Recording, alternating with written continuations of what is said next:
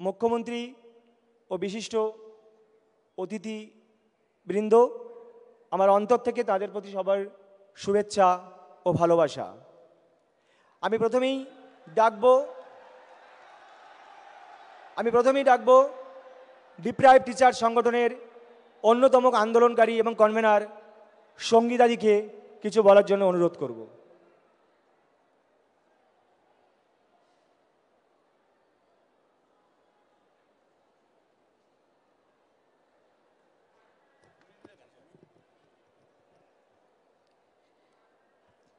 প্রথমেই মাননীয় মুখ্যমন্ত্রীকে আমার প্রণাম জানাই, মঞ্চে উপবিষ্ট সমস্ত সুধীজনকে আমার প্রণাম জানাই এবং আমার সহকর্মী সহযোদ্ধারা যারা এখানে উপস্থিত হয়েছেন তাদের সবাইকে আহ্বান জানাই। আজকে আমরা এখানে উপস্থিত হয়েছি একটি কারণ আমাদের জীবন এবং জীবিকা আজকে সংশয়ের মুখে। আমি একজন 11-12 কম্পিউটার অ্যাপ্লিকেশনের টিচার ছিলাম, বর্তমানে নেই। কেন নেই? আমার দোষে নেই, কিন্তু এই জাজমেন্ট, কোন জাজমেন্ট? প্রথমে হাইকোর্টের ইমপিউজ জাজমেন্ট, আর এখন সুপ্রিম কোর্টের সুপ্রিম জাজমেন্ট। কি জাজমেন্ট? না টেন্টেড আনটেন্টেড বাছাই করা যায়নি, এই একটা জাজমেন্ট। যেখানে সিবিআই তদন্ত হচ্ছে, বাক কমিটি তদন্ত হচ্ছে, তাতেও আমরা যোগ্য সেটাকে বাছাই করা গেল না। তার জন্য নাকি তারা কোনো তদন্ত করে উঠতে পারলো না, পুরোটাকে সন্দেহের বশে ঠেলে ফেলে দিল। যখন ঠেলে ফেলে দিল, আমাদের কথা কি ভাবলো? আমরা যে মেধাবী স্টুডেন্ট, দিনের পর দিন রাতের পর রাত পড়াশোনা করে এই একটা সরকারি চাকরির জন্য পড়ি, তখন আমাদের চোখের জল বাবা মা যখন দেখে, তাদের সারা দিনের রোজগারের পর তারা আমাদেরকে রাত জেগে পড়াশোনার সময় বসে থাকে। আজকে আমি বুড়ো বাবা মার দিকে তাকিয়ে থাকি, আমি তার একটি মাত্র মেয়ে। তার সমস্ত ওষুধের খরচা, তাকে দেখার খরচা সমস্ত আমার। অথচ আজকে আমার চাকরিটা নেই। হয়তো আমার মা আমার থেকে আর টাকা চাইবে না, হয়তো আমার বাবা আর বলবে না ওষুধ কিনে দেবার কথা। আমার মেয়েটা যে স্কুলে পড়ছে, আমি জানি না ভবিষ্যতে তাকে আর ওই স্কুলে পড়াতে পারবো কি না। আমার মতো এখানে হাজার হাজার আমার সহযোদ্ধারা এখানে উপস্থিত হয়েছে, তারা সামনের মাসে কি খাবে সেটা জানে না। যাদের হয়তো একটা বাড়ি তৈরি হয়নি, আদৌ মাথার ছাদ হবে কিনা জানি না। কেন হলো এরকম? আমরা তো জাজমেন্টই চেয়েছিলাম, আমরা তো সুবিচার চেয়েছিলাম, আমরা সুবিচারের জন্য সুপ্রিম কোর্টে গিয়েছিলাম, যা যা তথ্য দেওয়া দিয়েছিলাম, তারপরেও আমাদের এই অবস্থা। আমাদের স্কুলগুলো কি অপরাধ করেছে? আমাদের স্কুলের বাচ্চাগুলো, আমি আমার সাবজেক্টের একজন মাত্র টিচার, এইরকম সিঙ্গেল সাবজেক্টের টিচার এখানে অনেক আছে। আজকে সেই স্টুডেন্টগুলোর কি হবে? শাস্তিটা কাকে দিল? কাকে দেওয়ার কথা? আর কতজন মানুষ পেল? আমরা যারা 20,000 যারা যোগ্য, কিছু অযোগ্যের জন্য তাদের সবাইকে ফেলে দিল। 20,000, শুধু আমরা 20,000 নয়, প্রত্যেক একজনের পিছনে আরও 5 জন, আর তার পিছনে আমাদের স্কুলের বাচ্চারা। আজকে হাহাকার করছে সবাই যে আমরা পরের মাসে খাবো কি, আমাদের বেতনটা আসবে তো, আমাদের সমাজে সবাই বলবে না তো যে দেখো কত টাকা দিয়ে চাকরিটা পেয়েছিলিস। আমার ফেসবুক গ্রুপে লিখেছে, কিরে কত টাকা দিয়ে চাকরিটা পেয়েছিলিস, আমার ন্যায় বিচার কোথায়? আমি সুপ্রিম কোর্টে গিয়েছিলাম আমার ন্যায় বিচার দেওয়ার জন্য। আমি ন্যায় বিচার চাইছি মাননীয় মুখ্যমন্ত্রীর কাছে, আমার ন্যায় বিচার চাইছি। আপনি যেভাবেই হোক, যে করেই হোক আমাদের ন্যায় বিচার পাইয়ে দিন, আমরা নইলে মারা পড়ব। আমাদের এই একটি, আমরা হয়তো অনেক চাকরি পেয়েছিলাম কিন্তু যাইনি। আমি নিজে অনেকগুলো চাকরি পেয়েছিলাম, কিন্তু আমি এটাকে ভালোবাসি। আমি আইটি থেকে ছেড়ে এসেছি কারণ আমি একজন শিক্ষক হতে চেয়েছিলাম। এরকম অনেকে আছে যারা অন্যান্য জব ছেড়ে এসেছে, কি না তারা শিক্ষকতাটাকে বেছে নিয়েছে। আমাদের কি দোষ একটাই যে আমরা 2016 SLST পরীক্ষার্থী। কি করে সবাইকে বলে অল আর ফ্রড? আপনারা বাঁচলেন না কেন? অল আর ফ্রড মানে জানেন? আজকে যখন আমি আবার পাড়ায় বেরোবো তখন আমাকে বলবে কিরে কত টাকা দিয়েছিলিস, কিরে কাকে ধরেছিলিস। আমি কাকে বলবো, কার কাছে কথাটা বলবো? আমি সুবিচার চাই, চিৎকার করে করে বলছি আমি সুবিচার চাই। আমার যোগ্যতায় পাওয়া চাকরিটা ফিরে পেতে চাই, আর কিছু চাই না, আর কিছু চাই না। নমস্কার সবাইকে।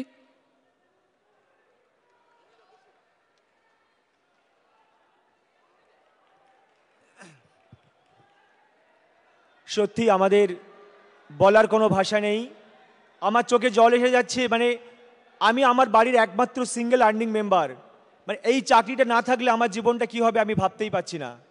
তো প্রথমে আমি ধন্যবাদ জানাবো যে আমরা যে সত্যি অসহায়, এই মুহূর্তে আমরা বঞ্চিত, মাননীয় মুখ্যমন্ত্রী তিনি এসেছেন, আমাদের কথাটা সত্যি অন্তর থেকে অনুধাবন করছেন। আমি অন্তর থেকে ওনাকে ধন্যবাদ জ্ঞাপন করব। আমি এবার আমাদের বঞ্চিত যোগ্য শিক্ষক শিক্ষিকা অধিকার মঞ্চের তরফ থেকে আমাদের এই সংগঠনের কনভেনার মেহবুব দাকে আমি কিছু বলার জন্য অনুরোধ করব।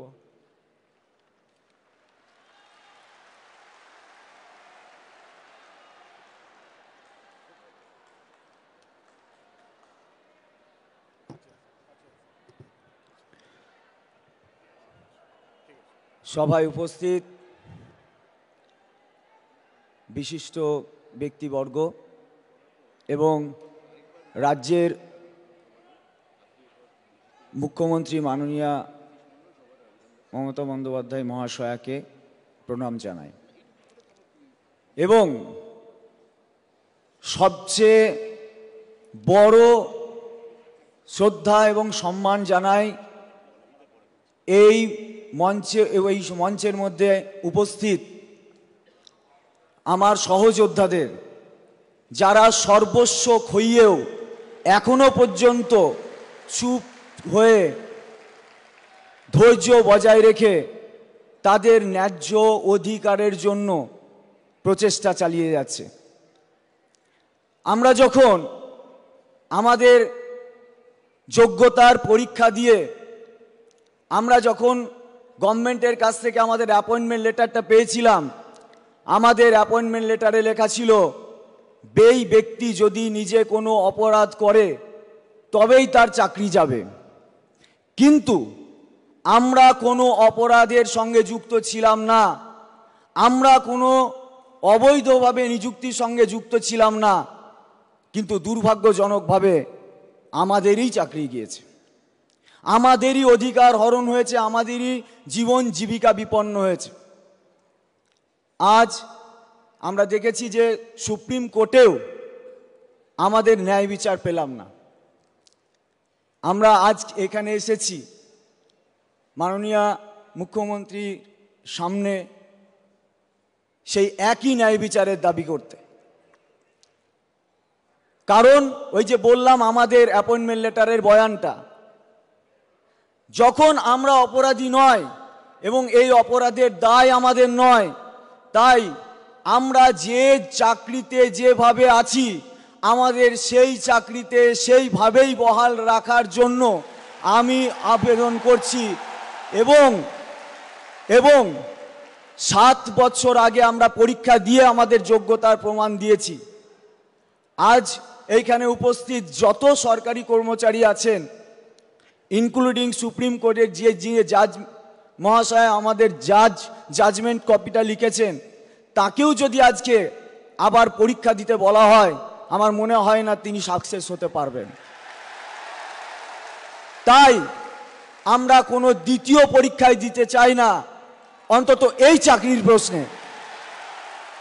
আমাদের এই চাকরিতে স্বমহিমায় বহাল রাখার জন্যই আমরা আবেদন করছি এই সভাকক্ষে।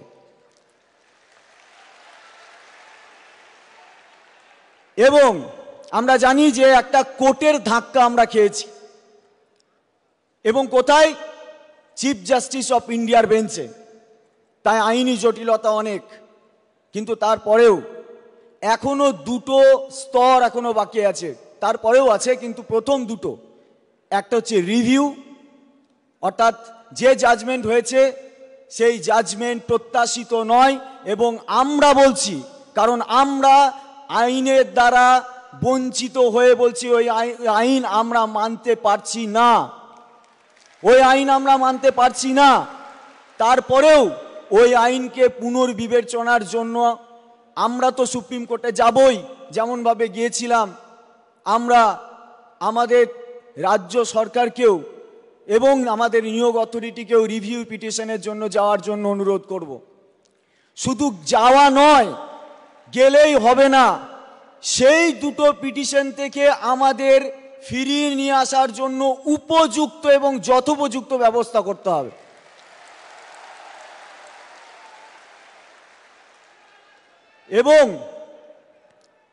এবং আমরা আরো একটা দাবি রাখছি, এই যে বিচারপতি আছেন তার বেঞ্চে আমরা রিভিউ চাইছি না, সেই সময়টাকে ব্যবহার করতে হবে। এবং আমরা জানি যে রিভিউ টু কিউরেটিভ আমাদের জেতার সম্ভাবনা আছে, এবং সেই যতদিন পর্যন্ত এই প্রক্রিয়াটা সম্পন্ন হচ্ছে না ততদিন পর্যন্ত আমাদের দাবি, আমাদের কোনো রকম টার্মিনেশন লেটার দেওয়া যাবে না। আমরা যে চাকরি করছি সেই চাকরিতে স্বমহিমায় বহাল থাকতে চাই, এবং এর জন্য কোনো কন্ডেম অফ কোর্ট হবে না, তার প্রভিশন আছে, আমরা সেটা জেনেছি। আর এই পর্বের মধ্যে কোনো পরীক্ষার বিজ্ঞপ্তি দেওয়া যাবে না, কারণ আমরা পরীক্ষা পদ্ধতিতে দ্বিতীয়বার যেতে চাইছি না। এবং রিভিউ পিটিশনের আগে, অর্থাৎ পরবর্তী পিটিশনের আগে, রিভিউ এবং কিউরেটিভের আগে আমাদের ওএমআর এর মিরর ইমেজ এবং আমাদের সুপ্রিম কোর্টের জাজমেন্টে সহ সিবিআই এর যে ইনভেস্টিগেশন রিপোর্ট এবং চার্জশিট, সেখানে বৈধ এবং অবৈধ দুটো ক্যাটাগরিকে ডিভিডেশন করা হয়েছে। আমরা চাই, এবং আমাদের নিয়োগ অথরিটিও সুপ্রিম কোর্টে সেটা মেনেছেন, সিবিআই রিপোর্টটাকেও মেনেছেন, তার মানে মেনেছেন যে যারা বৈধ তাদের পক্ষে আমরা আছি, তাই বৈধদের একটা পরিচ্ছন্ন তালিকা নিয়ে রিভিউ পিটিশনে যেতে হবে। এবং রিভিউ পিটিশনের সময় আমরা গভর্নমেন্টের কাছে আবেদন করছি, অথরিটির কাছে আবেদন করছি, কি করছেন বা কেমনভাবে চলছেন আমাদের সঙ্গে একটু ডিসকাশন করতে, কারণ আমাদেরও আইনজীবী আছে, যদি কোনো কিছু সুরাহার জন্য আমাদের একটু আলোচনা পর্যালোচনার প্রয়োজন হয় সেই কাজে যেন আমাদের সহযোগিতা করা হয়। এবং আমার আর দুটো পয়েন্ট বলবো। আমরা দেখলাম যে আমরা যখন এরকম অসহায় অবস্থার মধ্যে পড়লাম তখন থেকে, অর্থাৎ আমাদের চাকরি যাওয়ার পর আমরা দেখেছি আমাদের রাজ্যের যে বিরোধী রাজনৈতিক দলগুলো আছে, এমনকি যে লয়াররা আমাদের চাকরির খাওয়ার ক্ষেত্রে ভূমিকা পালন করেছে, তারাও বলছেন আমাদের প্রতি অবিচার হয়েছে। তাহলে যারা বলছে আমাদের প্রতি অবিচার হয়েছে এবং হাহুতাশ করতে চাইছেন, সেটা আমাদের হতাশাকে মার্কেটিং করছেন, নাকি সত্যি সত্যি আমাদের প্রতি তারাও সহমর্মী? তার জন্য আমরা আবেদন রাখছি একটা সর্বদলীয় বৈঠকের মধ্যে দিয়ে তারা কি বলতে চাইছে, কিভাবে আমাদের পাশে থাকতে চাইছে, তারাও আহ্বান করুক। দেখি তারা, আমরা জানি রাজনৈতিক দলগুলোর মধ্যে একে অপরের রাজনৈতিক সংঘাত বা রাজনৈতিক বিরোধিতা আছে, কিন্তু তারা আমার অবিচারের প্রশ্নে যদি এক হয় তাহলে তারা কি বলতে চাইছে এবং কিভাবে আমার নিয়োগ আমার পুনরায় আমাকে নিয়োগ করার ক্ষেত্রে তাদের যাতে কোনো বাধা না থাকে, তাই তাদেরকেও যাচাই করার প্রয়োজন। তাই তাদেরকেও সর্বদলীয় বৈঠকে অংশগ্রহণ করার জন্য আমি অনুরোধ করছি। আমার লাস্ট বক্তব্য শেষ। আমরা দেখেছি আমাদের কোর্ট রুমের অভিজ্ঞতায় আমরা অন্তত একটা জিনিস আবেদন রাখছি, যে রিভিউ এবং কিউরেটিভের ক্ষেত্রে যাওয়ার মধ্যে একজন দক্ষ আইনজীবী আমাদের অভাব আমরা অনুভব করেছিলাম। তাই যে আইনজীবীরা মানে লড়াইয়ের পর লড়াই করে অনেক খুব ভালো ভালো কেস, মানে খুব একদম মানে লোয়ার লেভেলের কেস কেউ জিতিয়ে আনতে পারেন, আমাদের ক্ষেত্রে আমরা সেই উচ্চকিত আইনজীবীটাকে চাইছি। এই আমাদের আবেদন, এবং শেষতম একটাই আবেদন, আমরা যেন এই চাকরিতে বহাল রাখতে পারি। আমাদের সরকারের কাছে, আমাদের তো আছেই, কিন্তু আমাদের তো এখন চাকরিহারা, আমাদের অবস্থাও খুব সংকটে। আমরাও চেষ্টা করেছিলাম কপিল সিব্বল, মনু সিংভি স্যারদেরকে নিয়ে আমাদের যাতে আমাদের সুরাহা হয়, কিন্তু আমরা হেরে গিয়েছি। কারণ হেরে যাওয়ার কারণ ছিল, কারণ দণ্ডিতের সাথে দণ্ডদাতা কাঁধে জবে, সর্বশ্রেষ্ঠ সে বিচার হয়নি, সেটা হয়নি। সেই বিচার ব্যবস্থা আমাদের সঙ্গে ন্যায় কাজ করেননি, এবং কোর্টরুমের মধ্যে যে বিষয়টা আলোচিতই হলো না তার উপরে জাজমেন্ট হলো। সারাক্ষণ টেন্টেড আনটেন্টেড বলে গেল, বাছাই করার কথা বলল, কিন্তু যখন জাজমেন্ট লিখলেন জাজ, এবং তখন লিখলেন পরীক্ষা ব্যবস্থার মানে খারাপের জন্য, পরীক্ষা ব্যবস্থাটাই খারাপ ছিল, তার জন্য আমি প্যানেলটা ক্যান্সেল করেছি। অথচ কোর্টরুমের ভিতরে তিনি পরীক্ষা ব্যবস্থা নিয়ে একটি কথাও আলোচনা করেননি বা করতে দেনওনি। তাই এই জাজমেন্টটা অসঙ্গতিপূর্ণ। রিভিউ এবং কিউরেটিভ পর্যন্ত আমরা অবশ্যই জিততে পারি এই আশা রাখি, কিন্তু প্রত্যেকটা ক্ষেত্রে আমাদের যেন কোনো গাফিলতি না থাকে, সরকার বা অথরিটির পক্ষ থেকেও আমরা যেন সেই উদ্যোগটা দেখতে পাই। আমরা এটাই শুধু এই আবেদন নিয়ে এখানে এসেছি।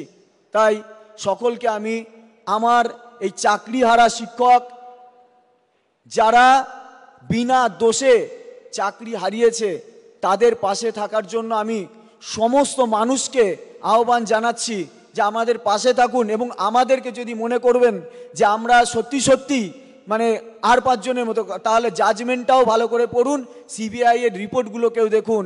কারণ সিবিআইয়ের যে জাজমেন্ট, সেই সিবিআইয়ের যে ইনভেস্টিগেশন, তাতে তো ফাঁসি পর্যন্ত হয়ে যায়। সিবিআই তো সব জায়গায় বিশাল ভূমিকা নাকি পালন করে। তা আমার ক্ষেত্রে সিবিআইয়ের রিপোর্টটাকে মানা হলো না কেন? কোন ষড়যন্ত্রের বলে মানা হলো না? সবটাই আমাকে নিয়ে, আমার এইটাকে নিয়ে একটা ষড়যন্ত্র হয়েছে। যাক, আমি ন্যায় বিচারের আশা করি। সকলকে ধন্যবাদ জ্ঞাপন করি। মাননীয় মুখ্যমন্ত্রীকেও আমরা এই সবার পক্ষ থেকে ধন্যবাদ জ্ঞাপন করে আমার বক্তব্য শেষ করছি। ধন্যবাদ।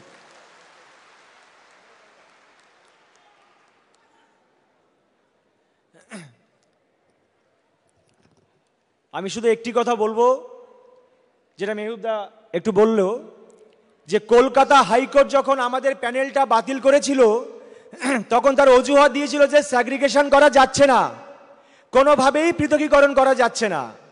আর সুপ্রিম কোর্ট আমাদের প্যানেলটা বাতিল করলো স্যাগ্রিগেশনের জন্য নয়। কি কারণ? যে নাকি আমাদের নিয়োগ প্রক্রিয়াটাই অবৈধ। কিন্তু আমাদের রিটেন টেস্ট, ভেরিফিকেশন, ভাইভা, প্রত্যেকটা প্রসিডিওর আমরা সুন্দরভাবে মেনে আমরা চাকরিটা জয়েন করেছিলাম। কিন্তু কোন যুক্তিতে এই মহামান্য আদালত এই রায় দিল আমরা বুঝতে পারলাম না। তাই এই রায় যেমন যুক্তিপূর্ণ নয়, আবার আইন যদি শুধু যুক্তির কথা বলবে, তো আইনে কি কোনো মানবিকতা নেই? তাহলে যে আইনের মধ্যে কোনো মানবিকতা নেই, সেই আইনটাকেই আমরা মানি না। এই আইনটাকে কোনোভাবেই আমরা মানতে পারবো না। আর একটি প্রসঙ্গে আমি একটা কথা বলবো, হয়তো একটু সময় যাচ্ছে, আমি ক্ষমা চেয়ে নিচ্ছি ম্যাডামের কাছে, যে বিখ্যাত সাহিত্যিক যখন মানিক বন্দ্যোপাধ্যায় খুব কষ্টের মধ্যে জীবন কাটাচ্ছিলেন কলকাতার একটা ছোট্ট ফুটপাতে, তখন সেই মানিক বন্দ্যোপাধ্যায়ের প্রতি খুব অবিচার হয়েছিল। কিন্তু যখন তিনি মারা গেলেন, তার বুকের উপরে অসংখ্য ফুলের পাহাড় জন্মেছিল। ছোট্ট বয়সে দূর থেকে দেখে কবি সুভাষ মুখোপাধ্যায় একটি কবিতা লিখেছিলেন, পাথরের ফুল। ওই বুকের উপরে জমে থাকা ওগুলো ফুল নয়, আসলে এক একটি পাথর। তাই আমরা যখন এখন মরে আছি, এই মরা মানুষগুলোকে নিয়ে বিভিন্ন রাজনৈতিক বিরোধী দল তারা এখন বিভিন্ন রকম বাণী দিচ্ছেন। কিন্তু যখন আমরা চাকরিটা কলকাতা হাইকোর্ট থেকে বাতিল হয়েছিল, এই বিরোধী দলগুলোকে আমি কখনো দেখিনি যে আমাদের হয়ে একটি কথা বলতে, যে এই যোগ্যদের পক্ষে চাকরিটা থাকা দরকার। যাই হোক, আমি মুখ্যমন্ত্রীকে, মাননীয় মুখ্যমন্ত্রীকে আমি ধন্যবাদ দেব, তিনি এসেছেন এবং অন্তর থেকে আমাদের এই সমস্যাগুলোকে অনুধাবন করে এই সমাধান কল্পে উনি হস্তক্ষেপ করবেন। এবার বক্তব্য রাখবেন মাননীয় উপাচার্য অমিয় পান্ডা মহাশয়, ভাইস চ্যান্সেলর রানী রাসমণি ইউনিভার্সিটি।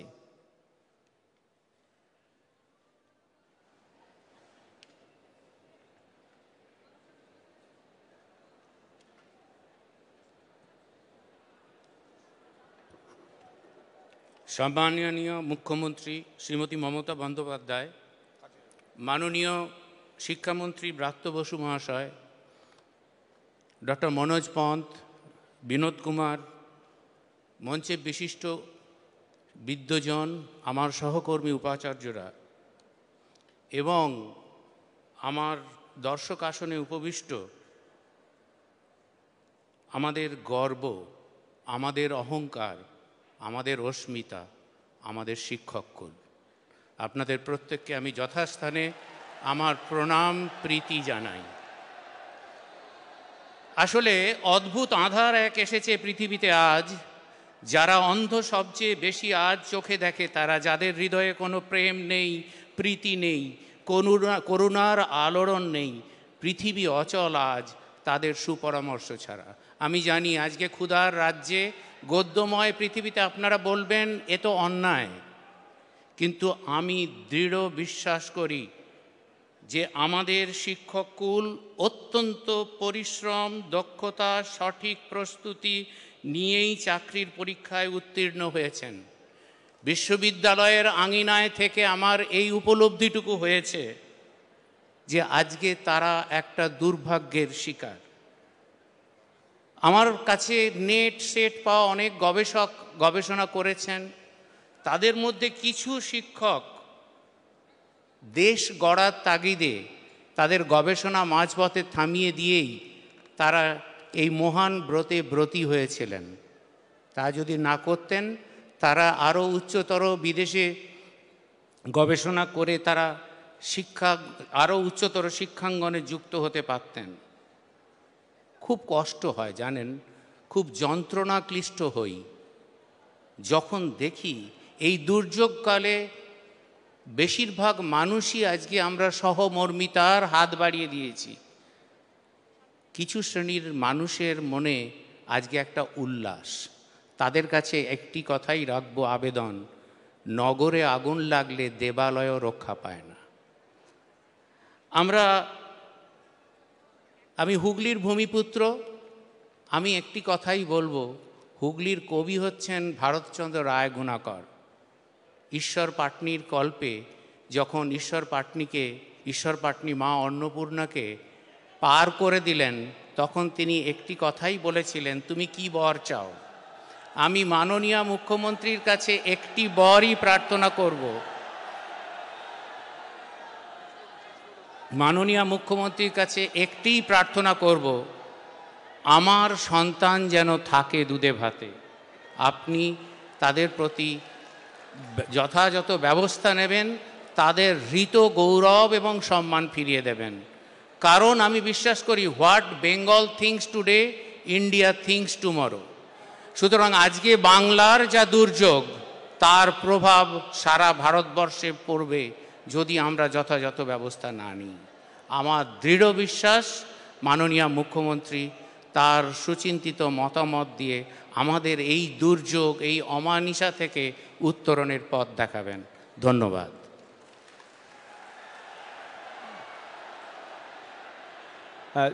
ধন্যবাদ জানাই স্যারকে। এবার বক্তব্য রাখবেন প্রখ্যাত কথা সাহিত্যিক আবুল বাশার মহাশয়।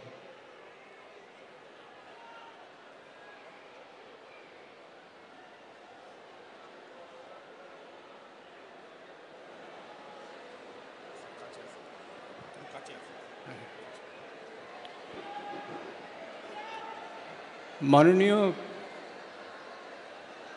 মুখ্যমন্ত্রী, শ্রদ্ধা মুখ্যমন্ত্রী এবং আমাদের মাননীয় শিক্ষামন্ত্রী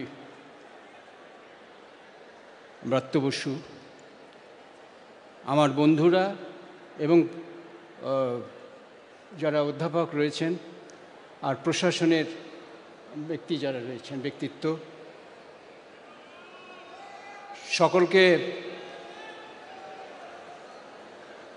সকলকে আমি শ্রদ্ধা জানাই।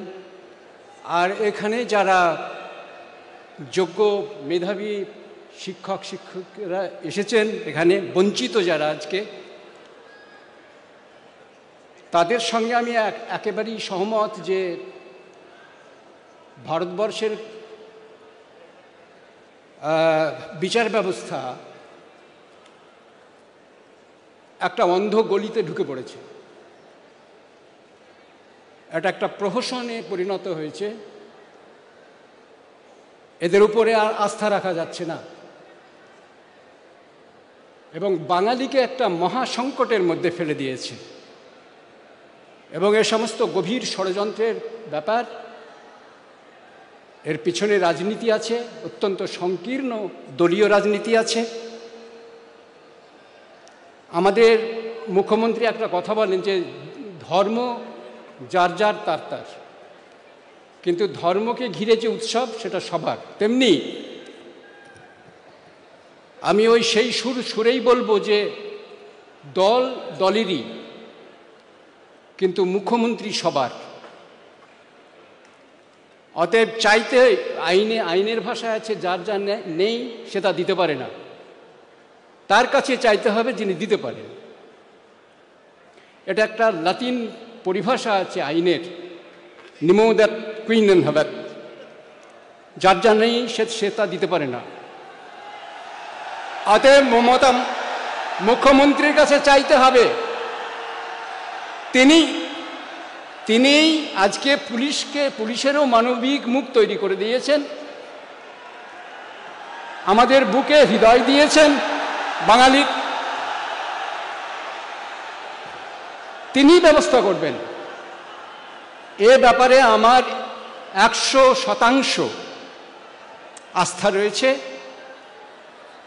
তাকে যেন সারা জীবন আমি শ্রদ্ধা করে যেতে পারি। নমস্কার।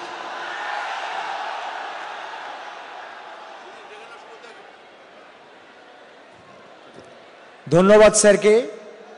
এবার বক্তব্য রাখবেন বিশিষ্ট কবি সুবোধ সরকার মহাশয়।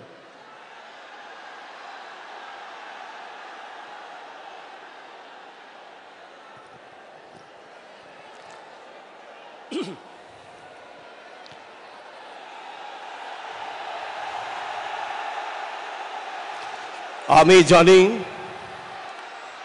আপনারা কার কথা শুনতে চাইছেন, তিনি এসে কথা বলবেন। আমি 2 মিনিটে একটি ছোট্ট কথা আপনাদের বলি।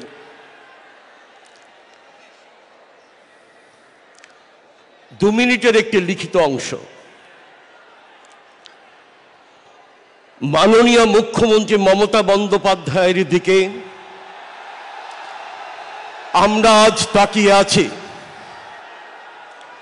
তিনি সেই অভিভাবক যিনি আপনাদের দিশা দেখাতে পারেন, যে দিশা একই সঙ্গে মানবিক এবং আইনানুগ হয়ে এই ক্রান্তিকালে বাতিঘর হয়ে উঠবে। আপনাদের চোখের জল আমাদের সবার চোখকে সিক্ত করে চলেছে। আপনাদের হাহাকার আমাদের বিদীর্ণ করে চলেছে। আমরা ঘুমোতে পারছি না। অন্যদিকে কিছু হিংস্র মানুষ বাংলাকে বিপদে ফেলে আপনাদের পথে বসিয়ে বাংলার সম্মান ভুলুণ্ঠিত করে আজ উল্লসিত। বাংলার মুখ কালো করাই তাদের জীবিকা। আজ আমাদের সেই দিন যখন চোখ মুছে মাথা তুলে ধ্বংসস্তূপ থেকে উঠে দাঁড়াতে হবে। মাননীয় মুখ্যমন্ত্রী, আপনি ভারতবর্ষের শ্রেষ্ঠ মানবিক মুখ্যমন্ত্রী। তার প্রমাণ কন্যাশ্রী থেকে লক্ষ্মী ভাণ্ডার, পর্যন্ত পরিব্যাপ্ত হয়ে আছে। আপনার মানবিকতাই হলো সেই সুপ্রিম কোর্ট যা আমাদের সবার চোখের জল মুছিয়ে দিতে পারবে। নমস্কার, ধন্যবাদ।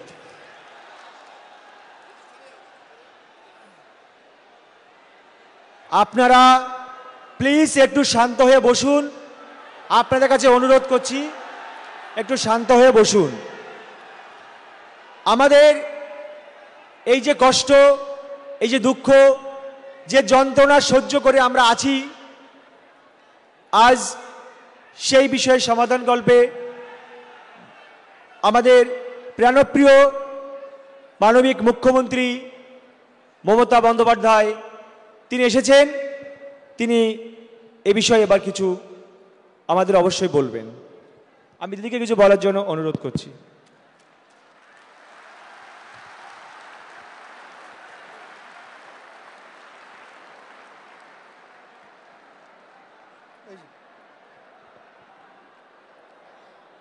আজকে আমার এখানে উপস্থিত সমস্ত বঞ্চিত, যারা একটা কলমের খোঁচায় জীবনটাকে সংকটের মধ্যে এনে দাঁড় করিয়েছেন, ভাববেন না আমরা এটাকে ভালোভাবে মেনে নিতে পেরেছি। আপনাদের শোকে আমাদের হৃদয়ও পাথর হয়ে গেছে। আপনাদের শোকে আমরা মানবিক মানুষ, মনে রাখবেন আমাদের রক্ত যেমন আছে, মাংস যেমন আছে শরীরে, আমাদের হৃদয়ে কিন্তু পাথর নেই। এবং তাই একথা বলার জন্য আমাকে জেলেও ভরে দেওয়া যেতে পারে, কিন্তু আই ডোন্ট কেয়ার। আমি মনে করি মানুষ যখন বিপদে পড়ল, সে লাল কি সাদা কি হলুদ বা সবুজ আমার দেখার দরকার নেই। তাদের পাশে দাঁড়িয়ে তাদের অহংকার, তাদের মর্যাদা, তাদের সম্মান, তাদের অস্তিত্ব, তাদের অস্মিতা সব কিছু ফিরিয়ে দেওয়ার দায়িত্ব আমরা কেউ অস্বীকার করতে পারি না। আমি দেখছিলাম পুরো কেস স্টাডি করে। আমার সাথে অনেক ভাইস চ্যান্সেলররা এখানে আছেন, আপনাদের সাপোর্ট দিতে এসছেন। তেজিমালা, গুরুমনাগ, এমনকি দার্জিলিং থেকে এসছেন vice chancellor, professor Dipankar Kar vice chancellor, Amiya Kumar Panda vice chancellor, Rupkumar Barman vice chancellor, professor Saurin Bandyopadhyay vice chancellor, professor Gautam Ghosh vice chancellor, এছাড়াও ডিপ্রাইভ টিচার অ্যাসোসিয়েশনের আজারউদ্দিন হালদার, পায়েল মিশ্র, ধীতিশ মণ্ডল সহ সুভদ্রা, আবুল বাসার, বিখ্যাত নলিনী বেরা সহ আমার সহকর্মীরা সহ সকলে এখানে আছেন। চিফ সেক্রেটারি নিজে এখানে আছেন মনোজ পন্ত। আমার এখানে এডুকেশন মিনিস্টার আছে, এডুকেশন সেক্রেটারি আছে, আমার এখানে আরও 5-6 জন মিনিস্টার আছেন। আমি আপনাদের বলবো, যারা যোগ্য, যারা বঞ্চিত হয়েছেন, আসুন আমরা দুটো ভাগে ভাগ করি। এখনো পর্যন্ত সুপ্রিম কোর্ট আমাদের জানাতে পারেনি কারা যোগ্য আর কারা অযোগ্য। আইনে বলা আছে, আইনে বলা আছে 10,000 people can go scot free, but one innocent cannot be punished. এটা হচ্ছে আইনের প্রিন্সিপাল। 2022 থেকে খেলা শুরু করেছিল, একটা নোংরা খেলা। চাকরি দেওয়ার ক্ষমতা নেই, চাকরির কারার যাদের ক্ষমতা আছে তাদের আমি ধিক্কার জানাই। আপনাদের একটা জিনিস বুঝতে হবে, কোনটা মুখ আর কোনটা মুখোশ। কারা যাত্রাপালার মাধ্যমে আপনাদের ভুল বোঝাচ্ছে। রাজ্য সরকার সর্বতোভাবে প্রচেষ্টা নিয়েছিল। প্রথমে সিঙ্গেল বেঞ্চে, আমি যদি মিথ্যে কথা বলি আপনারা আমাকে ধরিয়ে দেবেন, কারণ আপনারা সকলে এর সঙ্গে অবগত আছেন। প্রথমে অভিজিৎ বাবুর বেঞ্চে, সিঙ্গেল বেঞ্চে একাদশ দ্বাদশ শ্রেণীর বাতিল করে দেওয়া হয় লিস্ট। তারপরে ডিভিশন বেঞ্চে অন্যান্যদেরটা সবটাই করা হয় এবং সিবিআইকে কেসটা দেওয়া হয়। আমরা সিবিআইকে নন কোঅপারেশন করিনি, আমরা বলেছিলাম বাছুন কে যোগ্য আর কে অযোগ্য। যদি কেউ অযোগ্য হয়, তথ্য প্রমাণ দিয়ে প্রমাণিত করতে পারেন, নিশ্চয়ই গভর্নমেন্ট মানে এসএসসি সেটা মেনে নেবে, আমার মানতে কোনো আপত্তি নেই। কেউ যদি কোনো ভুল করে থাকে তার দায়িত্ব আমরা কেন নেব? আমরা চাই কোনো যোগ্য ব্যক্তির যেন চাকরি না যায়, এটা আমরা অলওয়েজ চাই। কিন্তু ব্যাপারটা কিভাবে বলা হচ্ছে, বলছে 26-এ ভোটে পরাজয় হলে আমরা চাকরি করে দেব। যারা বলছেন, আমি একটা কথা আপনাদের বলি, তারপরে আপনাদের কথায় আমরা কি করতে পারি আমি আসব। তার কারণ কদিন ধরে আমাকে প্রচণ্ডভাবে, যে মানুষটা জানে না কি হয়েছে, যে মানুষটা কোনো ব্যাপারে আমি চ্যালেঞ্জ করে বলছি, আমি আমার জীবনে জেনে শুনে কোনো পানিশমেন্ট কাউকে দিইনি এবং মনে রাখবেন জেনে শুনে কারো চাকরি খাইনি। তাই অনেক বদ হজম হওয়া সত্ত্বেও আমি সিপিএমের একটারও চাকরি খাইনি, যারা 34 বছর অনেক অন্যায় করে গেছে। কারণ আমি বলেছিলাম বদল চাই, বদলা নয়। কিন্তু তার মানে এই নয় তুমি গিয়ে কেন অ্যাপ্লাই করলে। ফার্স্ট কোয়েশ্চেন আমার, whether Vikas Bhattacharya will be isolated or not politically. This is my first question. CPM has to answer why he is cancelling all this list. আজকে বাইরে আমার নামে বড় বড় কথা বলছো, আমি তো করিনি, আমি তো চাকরিগুলো দিয়েছিলাম, আমার সরকার দিয়েছিল। একটা দুটো কাজ করতে গেলে ভুল হতে পারে, সে ভুল সংশোধন করে নেওয়ার জন্য তুমি প্রশাসনকে সময় দাও, তা তো তোমরা দাওনি। Right to make blunders, Netaji Subhas Chandra Bose বলেছিলেন ভুল করাটাও একটা অধিকার। যদি কারো ভুল হয়ে থাকে সেই ভুলটাকে সংশোধন করার দায়িত্ব কার? কোর্ট যদি প্রশাসনকে দিত, কোর্ট নিশ্চয়ই কোর্টের কথা মেনে প্রশাসন সে কাজটা করতে পারত। তারপরে গেল ডিভিশন বেঞ্চে, সব বাতিল। আমার মনে আছে সঙ্গে সঙ্গে আমি এডুকেশন ডিপার্টমেন্টকে বললাম, সব ভালো ভালো লয়ার দিয়ে 2024-এ আমি দুর্গাপুরে মিছিল করছি ইলেকশনের সময়। তখন হঠাৎ খবর পেলাম যে, তখন কি খবর পেলাম শুনুন, যাদের ভালো লাগবে না তারা নিজেদের জায়গা মতো থাকতে পারেন, আমার কোনো অসুবিধে নেই, বাট যেটা দরকারি সেটা আমার বলতে হবে। আমার কথা আমি সারাক্ষণ গালাগালি খাবো আর আমার কথা আমি কাউকে বলতে পারবো না। ভাই বোনেরা আমার, তা কি হয়? আমরা তো সবাইকে ডেকেছি। যার ইচ্ছে থাকবেন, যার ইচ্ছে শুনবেন, যার ইচ্ছে গ্রহণ করবেন, যার ইচ্ছে বর্জন করবেন। গণতান্ত্রিক অধিকার সবার আছে, কিন্তু মনে রাখবেন মানুষ যখন বিপদে পড়ে তাকে ধৈর্য ধরে শুনতে হয়। 2024 সালে আমি আসানসোলে দুর্গাপুরে মিছিল করছি, আমার কাছে খবর এলো সুপ্রিম কোর্টে আমরা যখন অ্যাপিল করেছিলাম যে হাইকোর্টের রায়টাকে স্টে করে দেওয়ার জন্য, এবং তদানীন্তন বিচারপতি মিস্টার রেসপেক্টেড চন্দ্রজিৎ, আমাদের চন্দ্রচূড়জি সেটাকে স্টে করে দেন। অর্থাৎ হাইকোর্ট থেকে যে ভবিষ্যৎটা অনিশ্চিত হয়েছিল সেই ভবিষ্যৎটা তিনি নিশ্চিন্ত করে দেন। তারপর আবার দেখলাম আরেকজন বিচারপতি এলেন, একজন প্রধান বিচারপতির একটা রায়কে আর একজন প্রধান বিচারপতি সম্পূর্ণভাবে যোগ্য অযোগ্য না দেখে বাতিল করে দিলেন। মনে রাখবেন, আমায় যদি কেউ চ্যালেঞ্জ করে আমি কিন্তু চ্যালেঞ্জটাকে মোকাবিলা করতে জানি। আমি কোর্টকে বলছি না, এটা কোর্টের দোষ নয়, দোষ তো সেই মুখ আর মুখোশদের যারা আপনাদের নিয়ে খেলা করেছে। বাট আমি একটা কথা বলতে চাই, আমি বেঁচে থাকাকালীন যোগ্য প্রার্থীদের কারো চাকরি কেড়ে নিতে দেব না। It is my commitment.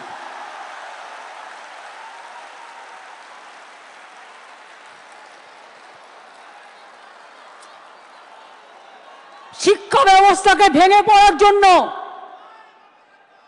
ভেঙে ফেলে দেওয়ার জন্য, শিক্ষা ব্যবস্থাকে ভেঙে ফেলার জন্য একটা চক্রান্ত চলছে, একটা পরিকল্পনা চলছে।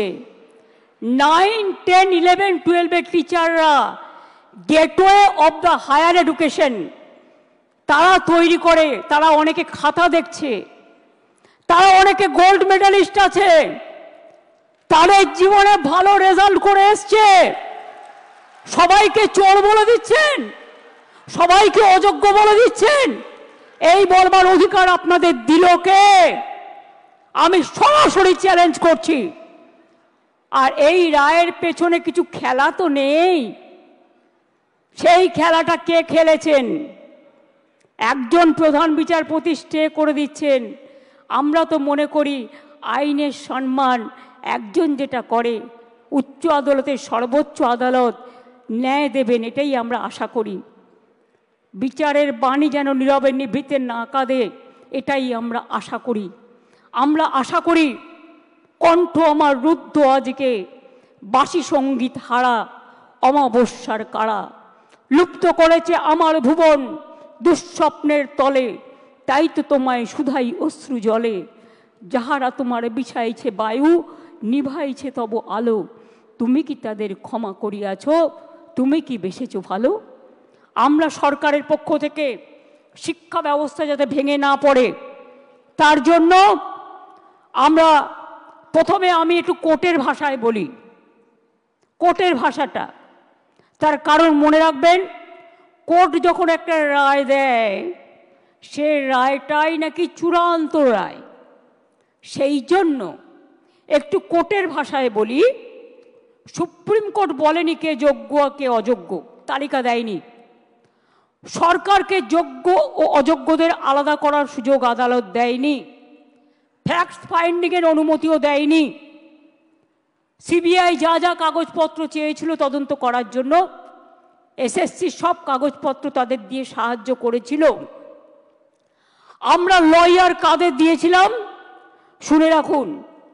আমরা লয়ার যাদের দিয়েছিলাম এবং এখনো দেব, সেই লয়ার কারা একটু জেনে রাখুন, আপনাদের জানার প্রয়োজন হয়। তার কারণ, জাস্ট এ মিনিট,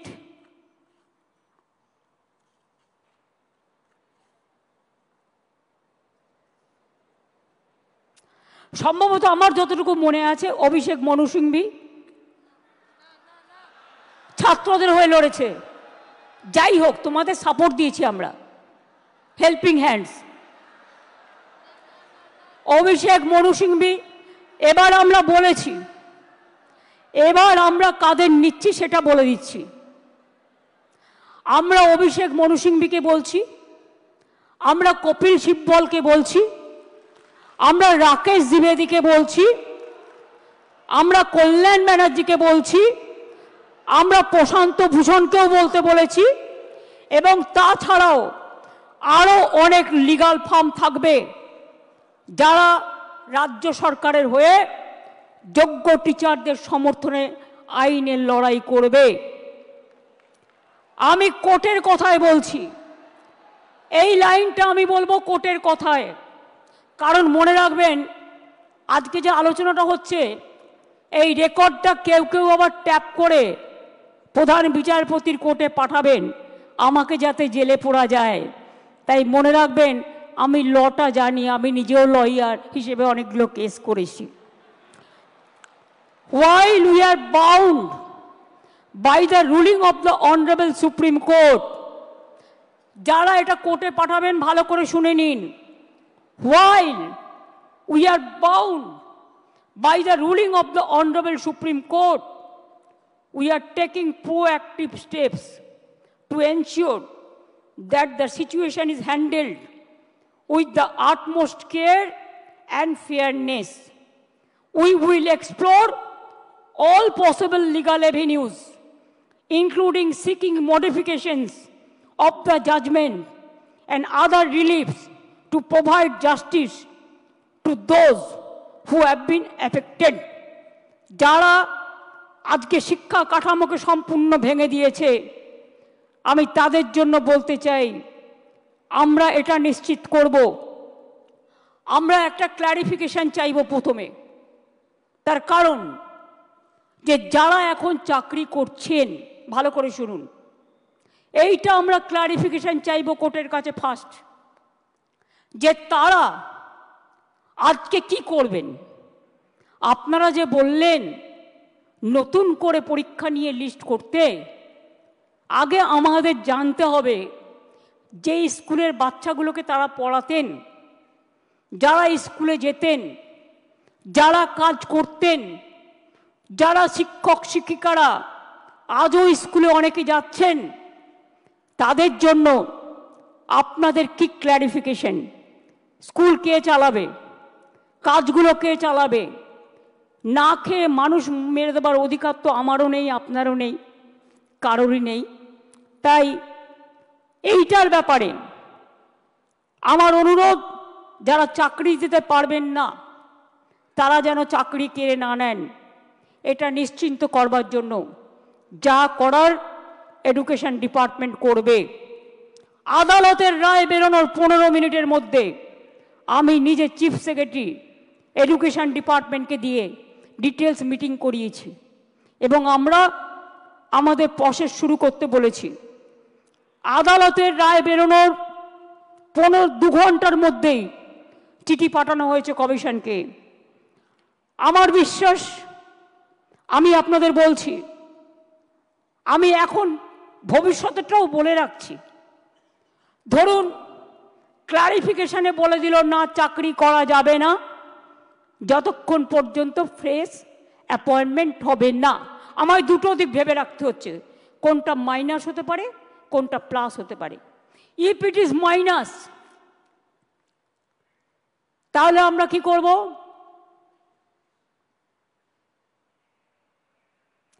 মাইনাসেরটা আমার না বলাই ভালো, আমার মাথায় কিছু আছে। আমি ধরে নিচ্ছি এটা প্লাস হবে। প্লাস মানে নিশ্চয়ই ক্লারিফাই করে let the good sense prevails, এবং তারা যারা যোগ্য তাদের চাকরি না কেড়ে নিয়ে তাদের কাজ করবার সুযোগ দেবেন। বাই চান্স যদি না দেয় তাহলেও মনে রাখবেন, যারা যোগ্য তাদের চাকরি নিশ্চিন্ত করার দায়িত্ব সরকারের।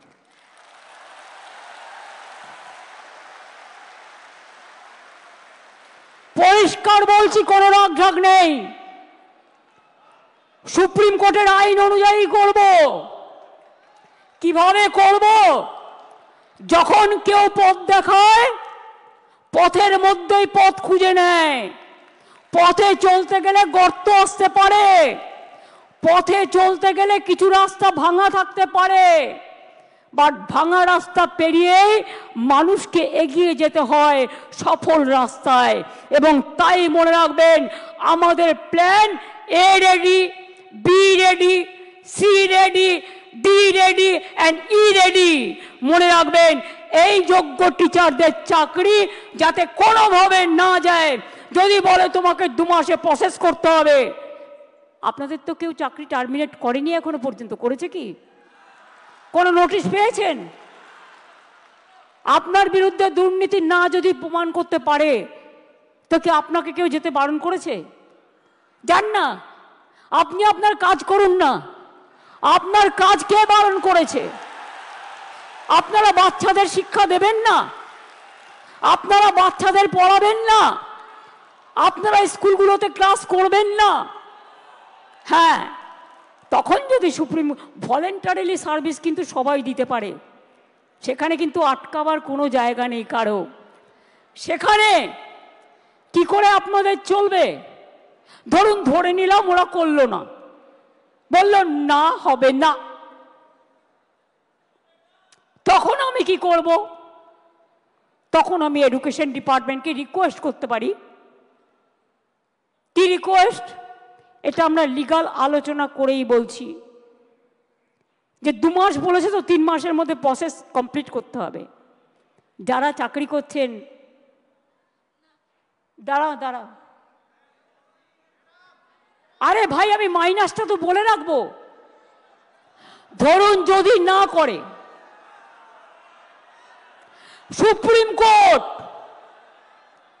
তাহলেও মনে রাখবেন অল্টারনেটিভ যা করার আমরা করব, এবং সেক্ষেত্রে আপনারা যাতে আবার চাকরি ফিরে পান তার ব্যবস্থা প্রসেসের মধ্যে দিয়েই 2 মাসের মধ্যেই কমপ্লিট হবে, এবং আপনাদের চাকরি ব্রেক হবে না। কারণ আপনার এক্সপিরিয়েন্স এবং অ্যাডিশনাল কনসেশন আপনারা পাবেন যারা 10 বছর ধরে চাকরি করছেন। এটা মাথায় রাখবেন।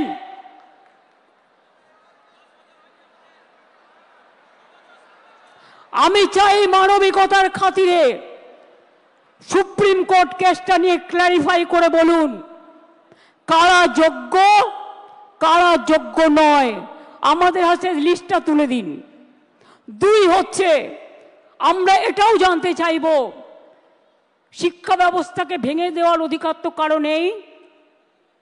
2-3টে এক্সাম্পল দিচ্ছি। মধ্যপ্রদেশের ভেপম কেলেঙ্কারি, বিজেপির রাজ্যে কতজন মানুষকে খুন করা হয়েছিল? 89 জন, আজ পর্যন্ত বিচার পায়নি। নিট নিয়ে অনেক অভিযোগ উঠেছিল, সুপ্রিম কোর্ট নিট কিন্তু বাতিল করে দেয়নি। শুধু বাংলাকে টার্গেট করা হচ্ছে কেন? এটা আমরা জানতে চাই। বিহারে কি হয়েছে, রাজস্থানে কি হয়েছে, ইউপিতে কি হয়েছে? সিপিএম এর আমলে চিরকুট দিয়ে চাকরি হয়েছে এবং বিজেপি রাজ্যেও হয়েছে। অস্বীকার করতে পারবেন না। বাংলার ট্যালেন্টকে আপনারা ভয় পান। কাজেই আজকে আমি এ কথা বলতে এসেছি, 2টো ভাগ এই পর্যায়ের, একটা যোগ্য আর একটা অযোগ্য।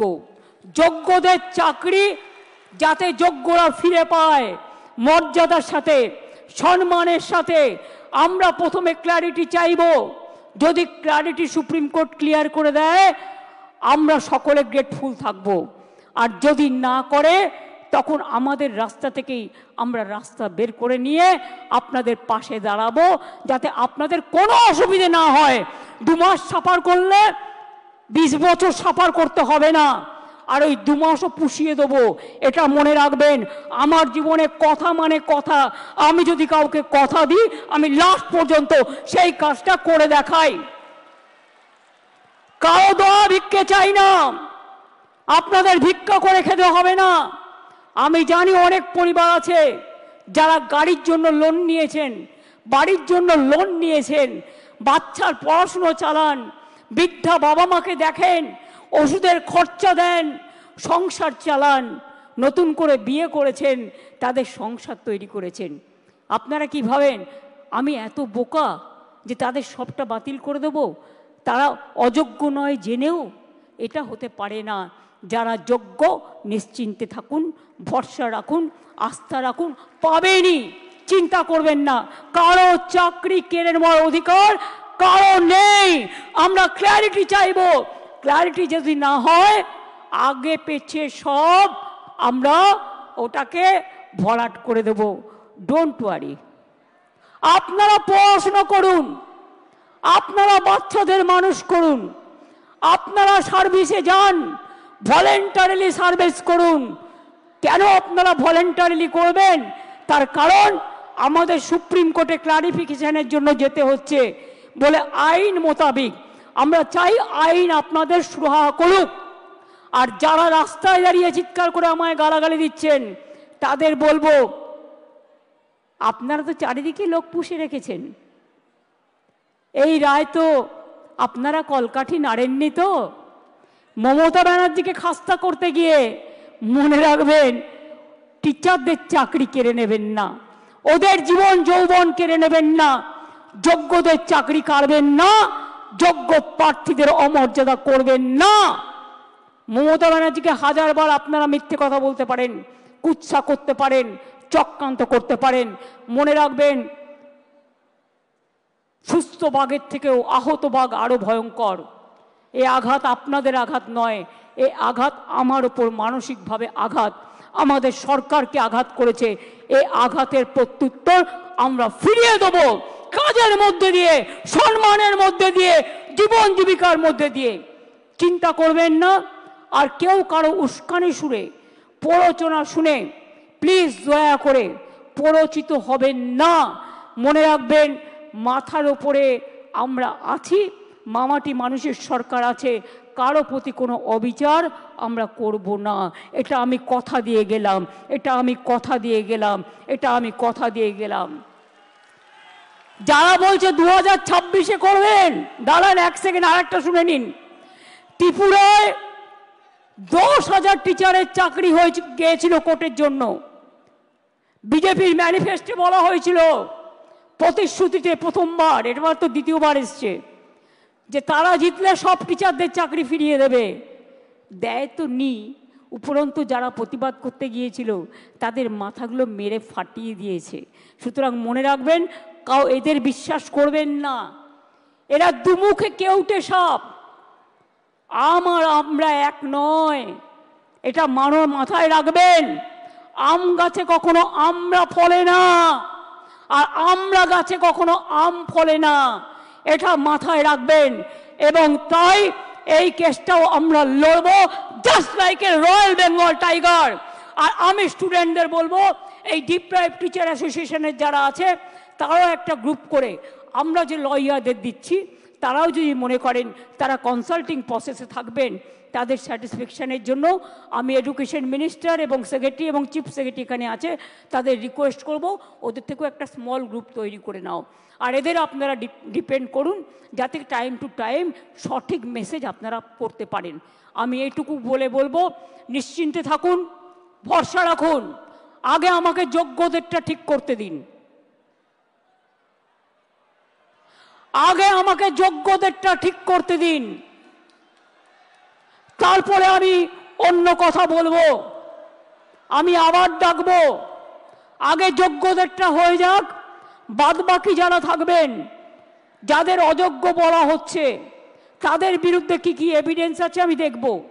সত্যিই যদি এভিডেন্স প্রমাণিত হয় তারা অযোগ্য, তখন আমার কিছু হয়তো করার থাকবে না ওই ডিপার্টমেন্টে, কিন্তু সেটা নিয়ে আমরা আলোচনা করব পরে। আগে ফার্স্ট ফেজ যোগ্যদেরটা রক্ষা করা, সেকেন্ড ফেজ কাকে অযোগ্য বলেছে, কেন বলেছে, কি কারণে বলেছে, কোন এজেন্সি তদন্ত করেছে, কি কি কাগজপত্র আছে, টোটালটা দেখব। তারপরে তাদের নিয়ে আমি আলাদা করে মিটিং করে আমাদের কথা বলবো। আমার মনে হয় আপনারা নিশ্চিন্তে থাকুন, চিন্তা করবেন না, এবং যোগ্য অযোগ্যের মধ্যে গন্ডগোল লাগাবেন না। ভাই ঠিক আছে, ঠিক আছে, যে কেউ অ্যাপ্লিকেশন দিতে পারেন। আমি এটাই বলবো, নিশ্চিন্তভাবে আপনারা বাচ্চাদের শিক্ষা দিন এবং যোগ্যরা যারা আছেন শিক্ষা দিন, শিক্ষিত করুন। বাদবাকি যারা আছেন আমি বলেছি তো পরে কথা বলবো, তাদের সাথেও যখন সুযোগ হবে আমি নিশ্চয়ই তাদের কথা শুনবো। এবং ফার্স্ট আমাকে তদন্তটা করতে দিন, ফার্স্ট আমাদের তদন্তটা করতে দিন। আমরা দেখতে চাই, শুনুন, পথ যখন হারিয়ে যায় নতুন পথ একটা খুঁজে পাওয়া যায়। কাজেই দুটো পথই আমাদের কাছে, আমরা ক্লারিফিকেশন চাইব, আইনের ধারা অনুযায়ী কাজ করব, আইন মোতাবেক কাজ করব। বাট কারো চাকরি যাওয়াটা আমাদের ধর্ম নয়, চাকরি ফিরিয়ে দেওয়াটা, চাকরি করে দেওয়াটা আমাদের ধর্ম। আমি এইটুকু বলে আমি আশা করব শিক্ষক শিক্ষিকারা তাদের কাজে তারা যেমনভাবে কাজ করছেন তারা কাজ করবেন, তাদের যেন কোনো রকমভাবে কোনো অসুবিধে না হয়। শিক্ষক না হলে আমার শিক্ষা ক্ষেত্রটাই টোটাল কোলাপস করে যাবে, বাচ্চারা পড়াশোনা করতে পারবে না। অনেকে খাতা দেখছেন, তারা খাতা দেখতে পাচ্ছে না। ভাই দাঁড়াও, তুমি কি অযোগ্য লিস্টে আছো? দাঁড়াও, তুমি কি অযোগ্য লিস্টে আছো? তুমি যোগ্য না অযোগ্য লিস্টে? তো যোগ্যদেরটা তো বলে দেওয়া হয়েছে, আবার কি? We have said everything. I think it is clear. It is very clear. Nothing is left out. বলে দিয়েছি যারা যোগ্যতা পাবেন, চিন্তা করার কোনো কারণ নেই। গায়ের জোরে ফোর্সফুলি তর্ক করে কিছু হয় না, ভালোবাসার দ্বারা যেটা হয়। তাই আপনাদের বলবো, এরপরেও যদি কারো কিছু বলার থাকে, আপনারা যে স্মল গ্রুপ আমরা তৈরি করে দিচ্ছি, তাদের মাধ্যমে এডুকেশন মিনিস্টারকে মিট করে কথা বলুন। আমি যোগ্যদের চাকরি কাটব না, যেমন করেই হোক কোনো না কোনো ব্যবস্থা করে দেব। আমি এটুকু আপনাদের বলতে পারি, চিন্তা করবেন না। আগে কোর্টে যাব, কোর্টে গিয়ে কোর্টের সিদ্ধান্ত জানব, কোর্টে ক্লারিফিকেশন নেব, তারপরে কি ব্যাপার কি ব্যাপার ওটা তো আমি আইনের ব্যাখ্যা বললাম।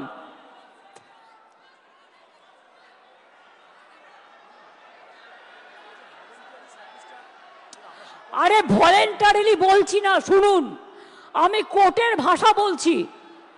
Please understand, now we are under the court verdict and court judgment. আর আপনাদের রিপ্রেজেন্টেশন এখানে আছে। আমি কেন বলছি, কোর্ট আমায় বলতে পারে আমি বাতিল করলাম, তুমি ওদের কেন যেতে বলছো? আমি যেতে বলছি এই কারণে যে যে কেউ সার্ভিস দিতে পারে ফর হিউম্যানিটি, তাদের সার্ভিস কেউ কাটতে পারে না। সুতরাং কোর্টের আইন মেনেই যোগ্যদের জন্য ওদের পথ দুটো খোলা আছে। মনে রাখবেন, কোর্টের আইনেই দুটো পথ খোলা আছে। সেই পথ খোলা থেকেই আমরা আপনাদের ব্যবস্থা করে দেব যাতে কেউ চাকরি না হারান। প্লিজ আন্ডারস্ট্যান্ড, আমাদের কোর্টের অর্ডারও মানতে হবে, কোর্টে ক্লারিফিকেশনও চাইতে হবে, রিভিউ পিটিশনও করতে হবে। সেই জন্য বলছি, যতক্ষণ পর্যন্ত রিভিউ পিটিশনটা ক্লিয়ারেন্স না হচ্ছে, আপনারা আপনাদের কাজ তো করতে পারেন। কে বাধা দিয়েছে? আপনাদের তো গভর্নমেন্ট থেকে টার্মিনেট লেটার দেয়নি। তো why you are asking me? Don't repeat this question না, এটা আপনার মাইনাস হতে পারে। বুদ্ধি খরচ করুন, বুদ্ধিমানেরা বুদ্ধি খরচ করে, বুদ্ধি খরচ করে কাজ করুন।